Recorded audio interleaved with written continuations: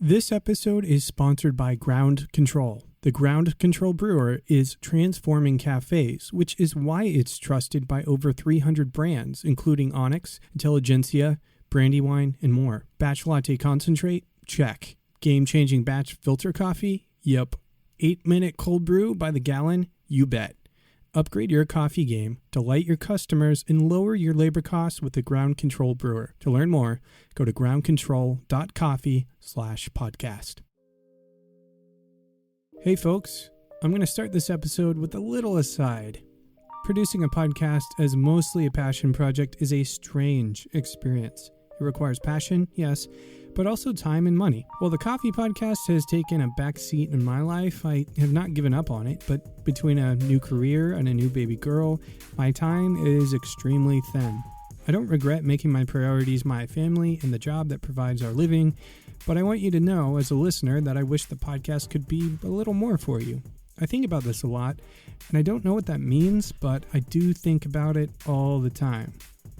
We're not on Instagram anymore, and as far as social media goes, I only make tiny appearances on Twitter to complain about things like celebrity coffee companies, virtue signaling, and stuff like that. The only thing I do these days is show off my dance moves on TikTok. I'm kidding. I'm not on TikTok. At the heart of what I'm saying here is thank you. Thank you for listening up to this point. Thank you for sharing the podcast with your friends and family to encourage conversation surrounding coffee. And thank you for your kindness as I find your emails in my inbox telling me how the podcast has had a positive impact on your life. We've been doing this for 7 years come October. That's really hard to believe. As a sole person at the Coffee Podcast for many years now, I can tell you it takes a toll being the only one here. And releasing so infrequently these days has me feeling like the podcast has lost some of its relevancy. But what this episode reminds me about is at the heart of the podcast itself. The Coffee Podcast wasn't supposed to be about the podcast anyway, or relevancy to the industry, or the frequency at which we release. It transformed to be a mission of people-focused coffee talk. So here is a wonderful mix of people I ran into at the SCA Expo this year. I hope this episode reminds you of the scope of coffee. Like, for me, recently, the James Webb Telescope photos reminded me of the scope of this universe. Yeah, so my name is Noah Berger, and I'm doing my PhD currently in sociology on the specialty coffee market in Brazil and in France, like the third wave of coffee specifically. Yeah. So now I've finished my field work, 5th year of my PhD, and writing basically. And while I'm doing this, I moved back to Israel, where I'm from, and I do a lot of activity around rendering coffee science or coffee research like more accessible. Okay. Yes. So I do like festivals. I work in festivals and exhibitions. Like you gave a speak at, was it Rico? Yeah, I did. Okay. And what was that about this time? So what I did in this talk, I did two things. First, I wanted like to introduce, it was the panel, not the panel, but the session was about local markets, emerging local markets. So I was like representing or talking about Israel. There was another one about Ethiopia and another one about Vietnam. Local markets, when you're saying that, you're talking about like pockets of communities that are interested in specialty? No, I mean, like local markets in the sense that like just talking about consuming markets, okay. I meant to say. Okay. So yeah, I was talking not just about specialty coffee. I wanted to kind of expose the diversity and the history and the interest and the uniqueness of what was happening in Israel. Okay. And through this, and to do this, I did something else, which is I kind of told them my personal and theoretical story of how I left Israel to study coffee in France, what I realized doing that, what I realized also doing fieldwork in Brazil, and what I discovered when I came back to Israel. So I offered like both an introduction to the Israeli market and its history and diversity, but also a proposition to think glocally. Glocally, like global plus local. Interesting. I've never heard that. It's sounding cool. So it's like it's a notion that's pretty common in social science research, and it's this idea that globalization has as a consequence not just like making everything homogenous, but it also encounters localities and local cultures and kind of integrates some elements from local cultures. I've definitely seen this. Yeah. Like I experience it and I think about it, but I never had a word for it. Sure, so because cool. that's what social sciences do. They say or they talk about what we already know, but they kind of rephrase it, or they make us see elements of it that we didn't really think about, or they give it words that connect different phenomena. So that's Glocal. It's like to put them emphasis on how specialty coffee is a very quote unquote global or Anglo movement, how it kind of integrates notions from local cultures it gets to. So for example, Parisian specialty coffee shops kind of buying out old bistros, or doing French roasts but from specialty beans. Yeah. Or Israeli specialty coffee shops serving la cabra in like Turkish style in an ibrick. The Turkish style specialty threw me way off. I never even thought Turkish coffee could be good. I know that's Why like not? a horrible... I mean, the Turkish is just the preparation method, and it's slow cooked, fine grind. It was that like some closed-mindedness of mine. Yeah, but there's a lot of closed-mindedness in specialty coffee. I think Rico was really cool because it felt very open-minded, but like preparation methods, like come on, there's so many. Why just focus on pour over and espresso, right? Right. No, that's a really cool point. So you gave this talk. Yeah. Did you yourself gain any insight from giving the talk? Did you feel like, how was it received? Do you feel... That's a good question. I mean, it was well received because people are very nice and forthcoming. I didn't get any like critique or anything that made me rethink. I guess just preparing this talk kind of made me kind of bring everything together in a way, and also it's this gradual process of realizing how unique and interesting what's happening in Israel is. And I think what was cool in preparing this talk is that I was encouraged and I allowed myself to be more critical even and more sociological than what I had planned. I was at RICO 3 years ago as well as a fellow. And this time I was invited as a speaker. And last time I was there, I really enjoyed it. I loved the talks. There was something that sometimes would seem a little more narrative-y and like aspirational in some of the vibe. And so I kind of was aiming myself that way. And as I was preparing the talk with Jen Rugolo and Kim UNESCO, they actually encouraged me to be more critical and more sociological, which I really am happy that I was. And when I got to RICO, I was really surprised by how open people were to these things and to critique. And everyone at RICO this year was self-questioning, very open to rethink our definitions and our preconceptions of what specialty coffee is. So Peter Giuliano gave a very interesting talk about qualities, how we shouldn't just be focused on quality, but qualities, that coffee has different qualities like sustainability. Yeah, that was the redefining of what specialty coffee is. Exactly. So a lot of these talks did that. A lot of talks like kind of broke apart our preconceived notions in a way. That was really cool. Cool. Yeah. Very cool. What's been on your mind? So you focus on your research, your PhD. Is there anything in coffee that just constantly comes back to your mind and bothers you or you're excited about? Yeah, there are a few things that I've had on my mind. One was this idea of critique, actually.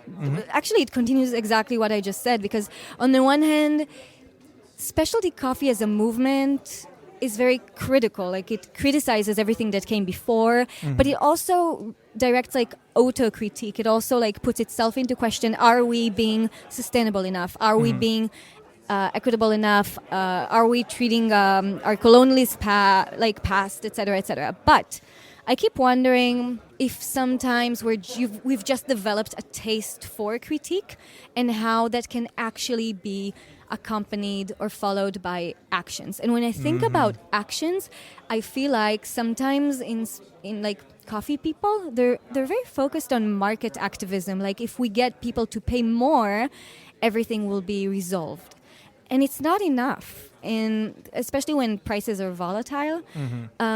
And I think that it's interesting, and there are people doing that, of course, to take more into account policy, community levels, national levels, international levels of treating a lot of the problems, because coffee is made not just by individual farmers, but by communities, You know what I mean? And we need to understand them and work through like policies and education as well. Yeah, I feel like, so, doing this for 6 years, I'm like, what are we missing? Because it doesn't feel like we've moved it very far for the consumer. But maybe we have. It's hard to measure. I think we have. I think specialty coffee has gotten consumers used to paying a little bit more. Starbucks has as well, the second wave. So I think we've moved. Probably it's not enough, but again, there needs to be like, PR work to explain to people why prices are going up as well, and that even though prices are going up, they're still very low. Yeah. So my name is Noah, Noa Berger, Berger. Nice. You can find me with that name, Noah _ Berger on Instagram. I'm also on Twitter. I'm also on Facebook. I'm also on LinkedIn. And if you just like Google or Spotify, my name plus coffee, you'll find a lot of free resources as well. Awesome. Like Boss Barista, 25 magazines stuff, Spread stuff, like, enjoy. Awesome. And write to me. I'd love that. Thank you. Thank you. Yeah. Thank you. So I'm Evan Sarasani. I'm the roaster for Coffee Knot Roasting Company out of Buffalo, New York. We roast coffee and taste a lot of good stuff, and we sell principally online. But we got a couple of wholesale customers and go to a few like small farmers markets and stuff like that. So we're really small, but really tasty. Really small, really tasty. Is that the tagline? That's cool. It should really be. Small, really how'd you get into coffee? For me, I've been always interested in finding that really great cup of coffee. It started in college. I was that weirdo who had an espresso machine in his dorm room, and I was roasting coffee. Everybody's best friend then. Yeah. Espresso machine, So I've just been roasting coffee for like a decade, and figured I'd try to make a go of it. That's a good friend to have. Yeah, I agree, definitely. Well, cool. Yeah, we're doing the 3-finger roll. I'm not actually editing this content. I normally do. Okay. Yeah. So everybody's hearing the weird the little finger roll just thing. my fingers right out there. Yeah, okay. there you go. All right. So tell me about what's going on.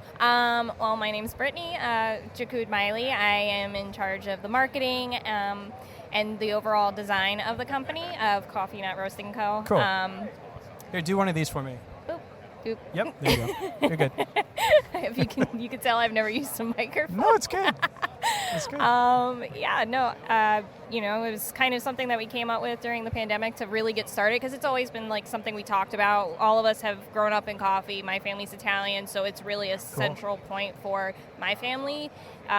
Whether like anytime you come over to any of our houses, first thing we ask you is, you want a cup of coffee? Yeah. Yes. Cool. So I've always had that in my life, and it's always been an influence and something that kind of gathers people and really opens them up to like conversations and deep thinking. Yeah. So I hear you there. Yeah, 100%. Oh yeah. Well, here, let me ask you a sidewinder question. Mm-hmm. What's one thing that you're learning while you're here?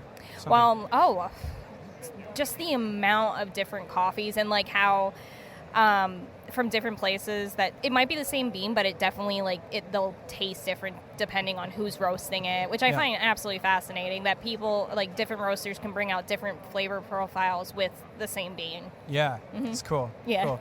Is there anything else you want to tell the world of coffee? Goodness. Drink more coffee. Yes. I agree with that. Thank you. You're welcome. Yeah. Anybody else want to hop on? You good? Okay. Oh, here. Rachel. Yeah. That's how go. Well, no, you got two of us. No, it's okay. Tell us about yourself. That's all right. Okay, 3 fingers. 3 fingers. Okay. And there you go. Perfect. So you'll talk right into it. What's your name? Well, my name's Rachel Sarasani. So Cool. you may have been able to deduce it's a bit of a family affair at Coffee Knot. So I'm married to Evan. And Brittany is my sister-in-law, and Victor is my brother. But I, kind of been tagging along in this coffee journey with Evan and just learning more about it. But my background being in accounting and finance, so very I've been important able, business. Yeah, I'm a bit behind the scenes and helping get things established. And doing some important things behind the scenes. Yeah, very cool.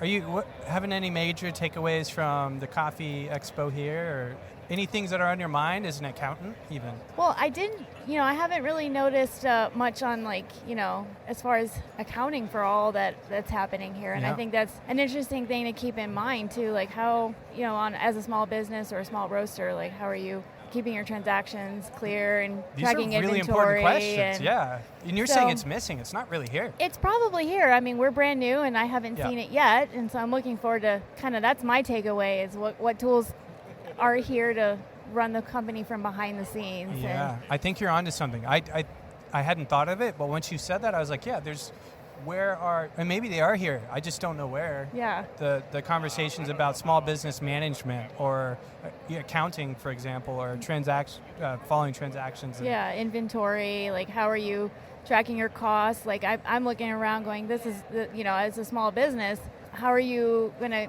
acquire all of this and make sure you still have a bottom line? So good stuff. I'm happy to be a part of growing something small and, learning on our terms, and maybe one day I can impart a little bit of knowledge to other people too. Yeah, thanks for sharing that. That's a nice insight. Cool. Yeah, so our coffee company is Coffee Not Roasting Co., a bit like an astronaut or an explorer of coffee. Oh, cool. You can find us at coffeenotroasting.com.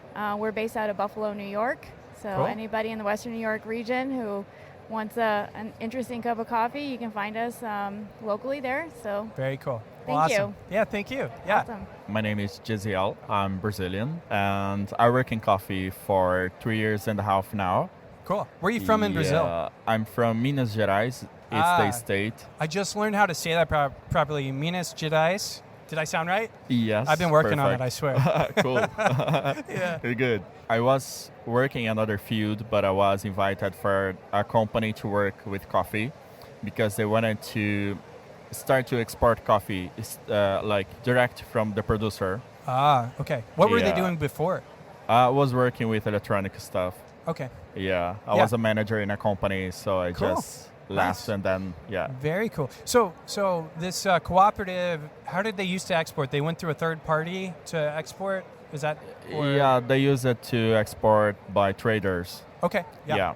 But we understood, like the company understood that they could do that by themselves, because to approach the producer to the buyers to the final client, and I think this is the spirit of who really likes coffee. They want to know where the coffee come from. Yeah. And which is amazing for us. I say the producer likes that because they put a lot of effort to produce coffee. Yeah. And it's good to know that your client is happy with you, and then they know who you are. You know? It gets rid of the barriers of the consumer, especially doesn't have a clue who's growing their coffee. There wasn't really a connection. Yes. And then sometimes there's that false connection. There's like some random photo of some producer at some farm, and you're like, oh. But it's different when you know the name of the producer or their... Yeah. I come from a region which is called Mantiqueira de Minas, and we have a seal that ensure where the coffee comes from, so it's all traceable.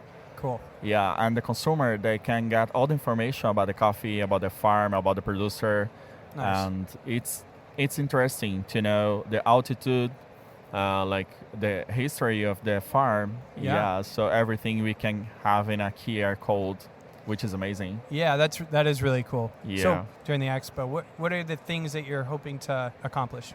Well, after 3 years, because I was here 3 years ago. Yeah, and it's amazing to be back. And I hope to get to know more people involved in coffee and to share those experiences that we have learned so far. And that's it. It's Jeziel. Mantiqueira de Minas is on Instagram. Okay. You can type Mantiqueira de Minas. I'll spell it out in the show notes.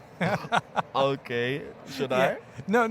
I'll spell it. Yeah. Okay. Oh, actually, go ahead. Why not? Let's just do it. Yeah. If I go.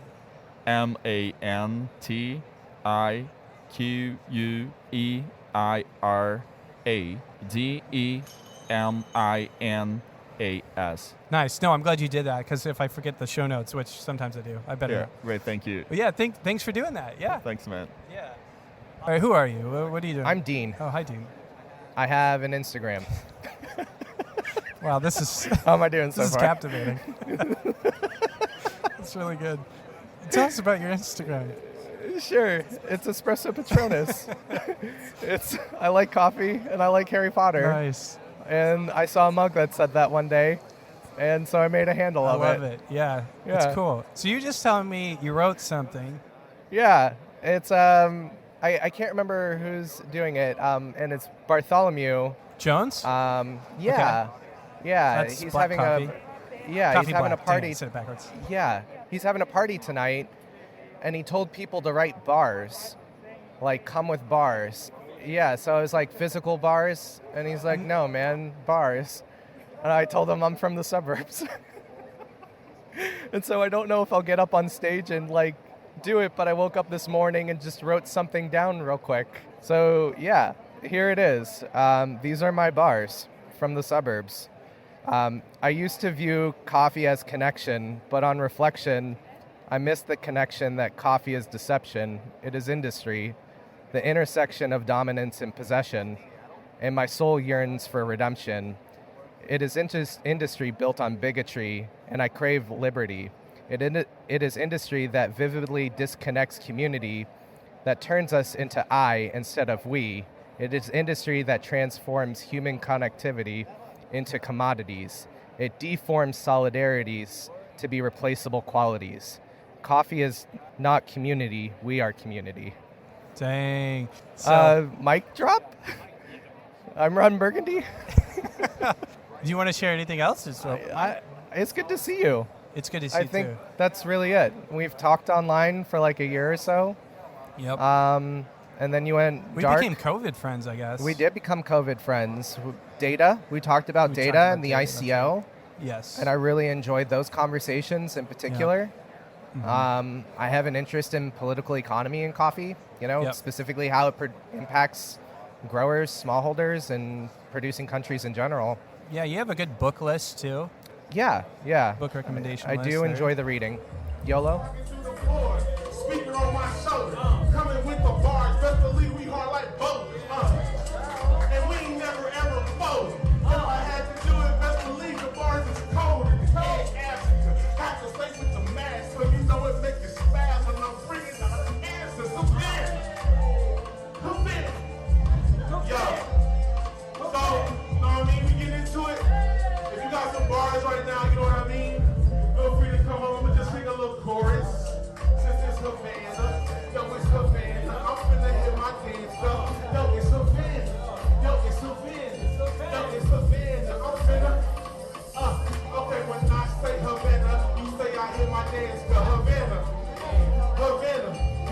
When I say Havana, say my dance up. Havana. So there are two moments which probably need a little more context for you as a listener. There is a moment where Dean from the suburbs, as he said, he reads what's essentially spoken poetry.